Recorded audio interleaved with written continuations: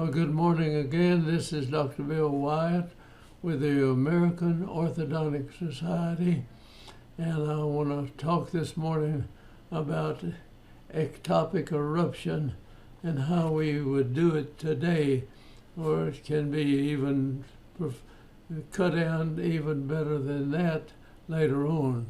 And I want to show that. I showed you how we did it before we got good bonding material, and now I'll show you how you do it with good bonding material. It makes it so much easier.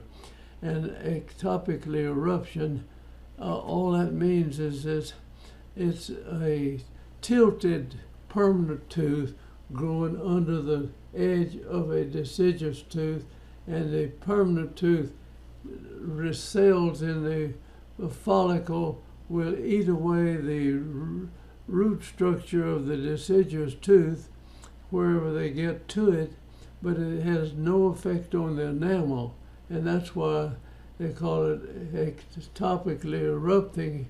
Here it's just nothing but a tilted permanent tooth growing into a deciduous tooth. You could just call it a tilted tooth if you wanted to. The only thing they think it gets hung up on the enamel. I'll show that to you. I've got an excellent case here, and I've put it on video before, but you can just follow this through, and it's simple. And why this should be a part of everybody that works on children's teeth. They ought to know how to correct this problem right here. Then let me go ahead and then we'll get this up here. Here's a cute little girl whose mother, I think, came by and helped us some. She knew something about ectopic erupting teeth, and I want to show you how we do that today. And I'll just be as quick as we can here. And this is this little gal has a super personality, and we'll talk with her. Now this tooth, you can see the rigging we have over on this side of the mouth over here. On the right side of the mouth, we've got this thing laid out right here, and I'll get it where you can see it much better than that. And she had a few other problems, but I think the main problem in here was ectopic eruption of that 6-year molar, or it's coming in underneath. And I've got an excellent bunch of pictures on her, and the spring that we used is just a simple spring. Anybody can make one of these. Now if you're bonding a tube on the tooth, the tube has to be on the side of the tooth for it to put the force to it to raise it up like this. And this is kind of confusing here. There's a mirror in the mouth, and you're looking at the mirror reflection of these teeth over here. So I know people that are doing this know this. Now we put this spring is right in here, and this came out, and we circle that spring right like that, and it would be coming off here. Now you raise the line up, and you mark where you want the hook, and there you bend it in, and then hook it back underneath, and now you take it and hook it up here. And this usually has enough force in it to actually pick this up. If it doesn't have enough, all you have to do is take a double optical plier and get on the tooth here and press it, and it'll bend this wire down even further, and that gives you additional force to push this 6-year molar back where it's supposed to go, and it puts very little or no force on this tooth right here. That's the one that the root's eating away.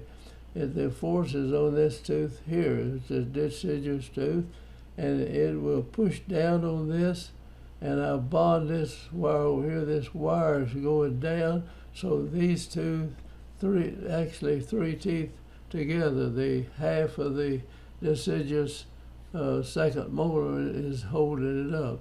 Now I'm going to go ahead and show you 2 or 3 other shots of it. That's another view of it. You can't already see how the tooth is at the side of the tooth, but you can see it on the x-ray a lot better. Now here is after this had finished, and I'll go back to, you see this hook right here is right up against this tooth right there, and after the tooth, this tooth comes out and moves back like here. This hook has to slide back on the tooth that it's letting on. So the hook was here, and now when it got this tooth out of there, it moved it back, and so the hook slid from here to there, and that's where this was down, and this came up like that. That's about how much it slid out of there. So you can see this even better when we look at the x-ray. Now to make this spring is just a simple, easy spring to make, and I want to just make a little white sheet here, and I'll show you how we made that deal. Now you got a tooth that's setting in here, something like this. Actually, it's further than that. And this other tooth, this baby tooth, is setting right up in here. And the roots of the baby teeth, they spread way out like this. And this one was spread over here. And this is enamel. It doesn't go under that. So we bond a tube onto this tooth. And this is simple. I mean, anybody can bond something to a tooth. You can put brackets, we put fillets, we put all sorts of bonding material today, and things that you put it on there. Now this tooth was leaning a little bit more. I'm going to draw it down, maybe a little bit more of a hook in here. And this would be your baby tooth going out in here. And this is eating this baby tooth away. Now it did not kill the tissue there, it just absorbed the tissue. So this nerve is still alive in this baby tooth right here. And here is your first deciduous molar is in this area, and your bicuspid is, or the deciduous cuspid is sitting up in this area right here. Now, when this permanent tooth comes in here, and it comes in this area like this, when it comes in here, these cells will absorb the deciduous tooth root. A permanent tooth going up against a permanent tooth, it doesn't normally. Once in a while it will. So you got to put something on the side of the tooth like that. Now the spring that we put on there, you do a rectangular tube and a rectangular shape. A wire comes out over here, and you drop it down and you go around like that, and now you head it off like this. Now you push this in here. If you push this down too much, this wire will poke in the cheek, so you have to leave the wire longer, and you go in. All you need to do nowadays is just bond a wire across these teeth. Just put it in this little acrylic, bond it there. Now we'll push this in here, and this wire will come out, and this will be like that. And you can activate it a little bit, but you can't activate that much. You got more wire than you have to bring this wire up. And in this particular case, we brought it up to this, behind this deal, and you bend it in and then bend it down and make a hook in the wire. Now this is simple, easy stuff to do. I mean, to tell a pediatric dentist you don't know how to do this is ridiculous. I mean, they do lots of different bonding materials like that. Now I'm going to erase that, and here's this hook. And the hook came right over here, and we bent it in, and then I bent it down like that. And now you bond this thing in this tube, slip this in, and this wire right here would be going down here, and you pull it up and hook it over on this side right there. I'm going to have to fix this thing right here, keep those, but now I'll have to go back and put this back in. I jumped out of my gear there. Okay, here we go again. Let's pull it back there. Let's get on now to, you can see it a little better here. Now, this tooth is hung under the permanent tooth now. It's hung, and that slipped out. So here we go again. Let me go back. The permanent tooth is underneath the deciduous tooth right here and caught in the enamel of that tooth. It has no ability to absorb the enamel of the deciduous tooth, but it absorbs all of the dental structure. And if you don't do it quick enough, it'll eat the dental structure away from both roots, and then this thing will just go away. Let me get back over there again, and let's see. Okay, this will, all right. And you can see this now, how this, you stick this tube on the tooth. In fact, if you wanted to, we figured it, you really didn't need these brackets at all. You could just bond a wire around like that, put a little circle there and bond that on, and have one back over here, and that works just as well. So that's all you need. And you can put this wire in this crooked, and then bring that hook up and hook it over the wire right there. Now let's get on. Now, when the person came in, we got to see this person back in 1986, and we had bonding material then, and so I had the brackets, so I kind of drew this out with the brackets on the Panorex. Had the tube stuck in here, and then this came out, and we went over, and then we made the hook and everything in this drawing, and you'll bring this wire up and hook it over here, and as this tooth comes out of here, this hook will slide back on that wire that you bonded in the teeth.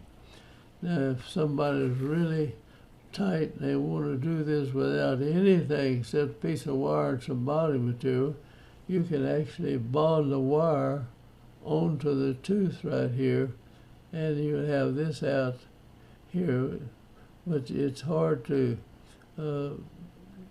go up in. When you go to, you've got to let this set up tight before you can reach up and hook it in here and put the force on it.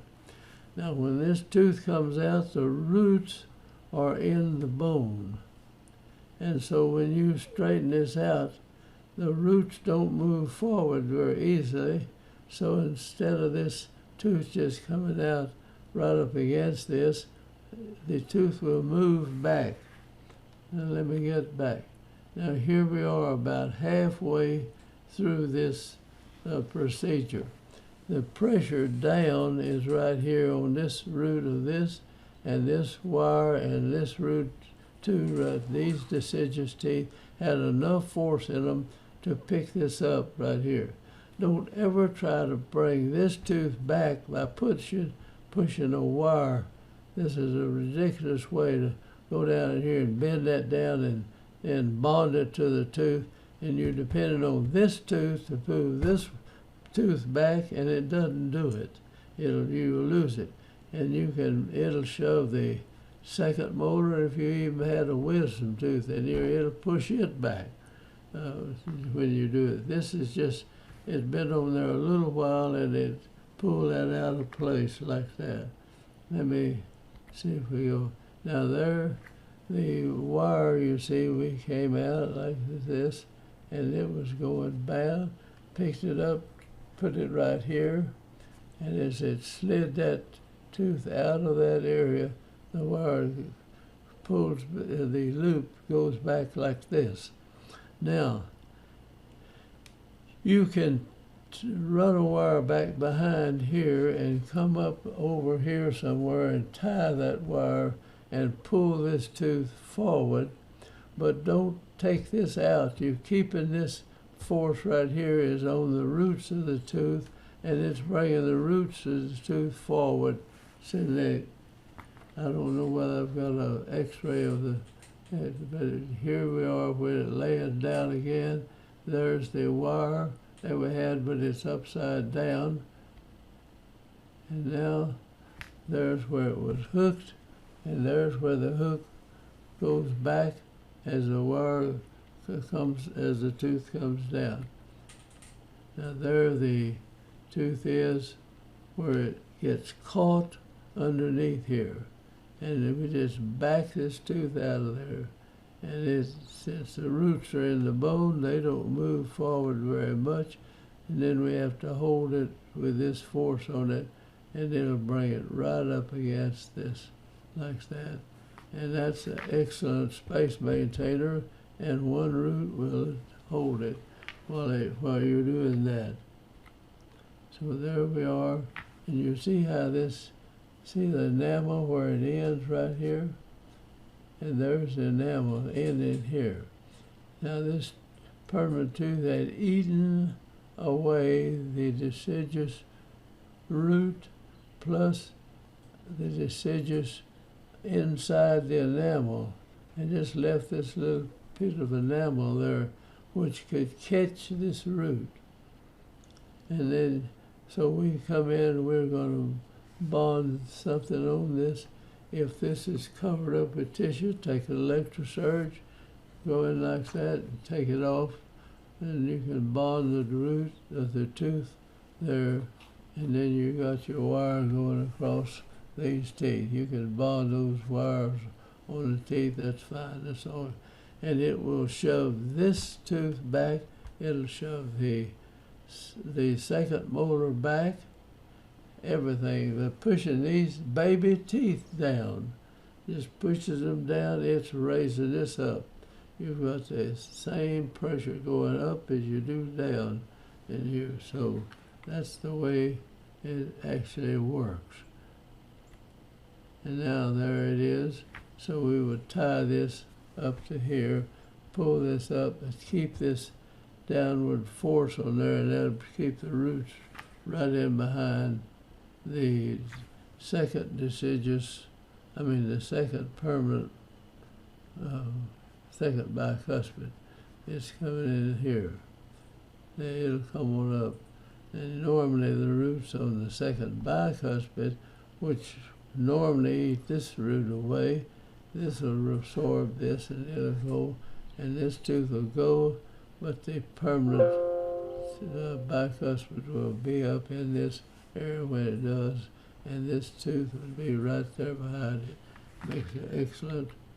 And here we are over the little girl. All right, so I hope I have explained this, and I realize those of you that know how to do this, you get tired of listening to me talk about it, but there are people that do not know how to do this. And this is simple, everyday, I call it just ABC orthodontics, and it can be done by anybody that works on kids. You can take this and you ought to know how to do it. If you don't do this, this tooth right here was right in that area, that tooth will move forward and get over the bicuspid right there, the second bicuspid, and you've got a real problem. And most people don't get it straightened up properly you'd have to back up and undo all this stuff. So thank you for watching, and I'm going to close out. And just remember, this ectopically erupting doesn't mean anything except a tilted permanent tooth is growing into the side of a deciduous tooth. And you could call an impacted wisdom tooth or anything else. You can call it ectopically erupting if you want to. But just put a big name on it. Maybe people don't understand. But all it is a tilted tooth. And so we're going to untilt it. And then we'll bring it up like that. And I hope you pick this up, whether you're a general dentist that knows how to work with kids, learn this. If you're a pediatric dentist, learn it. I mean, it is simple, easy orthodontics, and should be done that way. Now, if you're an orthodontist and you're working on, you see this on somebody, you can take this child and do this, and then just hold on to them, and you'll go ahead and finish their case out like that. So anybody can take these children with this problem and deal with them, whether you're a general dentist that knows something about orthodontics, or you're a pediatric dentist that knows how to do this, or you're a regular orthodontist. It doesn't matter. Just so the kids get this done, it is so much better. Thanks for watching now, and I'm going to close out.